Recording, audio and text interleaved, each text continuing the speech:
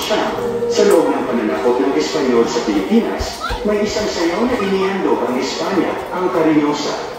Ang sikat na sayaw na ito ay nagsimula sa isla ng Panay kung saan pinakilala ng mga Espanyol ang sayaw. Ang salitang Cariñosa ay nangangahulugang mapagmahal o magilid. Ang banyo at abaniko na siyang ginagamit sa sayaw ay sumisimbolo sa paraan ng isang Pilipina sa pagtatago ng kanyang nararamdaman sa isang romantikong eksena. Ang sayaw na ito ay sikat sa buong bansa at palaging sinasayaw sa mga piyesta at kung ano-ano pang kultural na mga okasyon sa buong bansa. Sa nagdaang siglo, iba't ibang bersyon ang nabuo sa sayaw na ito. Iba't ibang estilo ng pagliligawan ang makikita, ngunit ang pinaka-elemento ng sayaw ay ang parang pagtataguan at pagkakabulan ng mananaya. Mga kababayan, ang Cariñosa.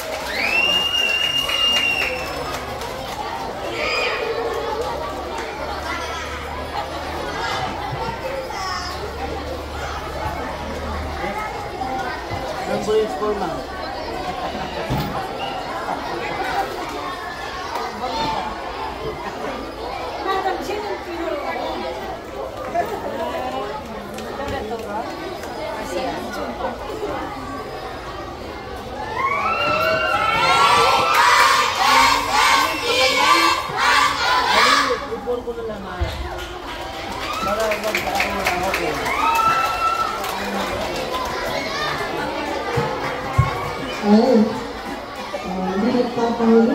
Magaling. Okay, ano ba ang section yung susunod?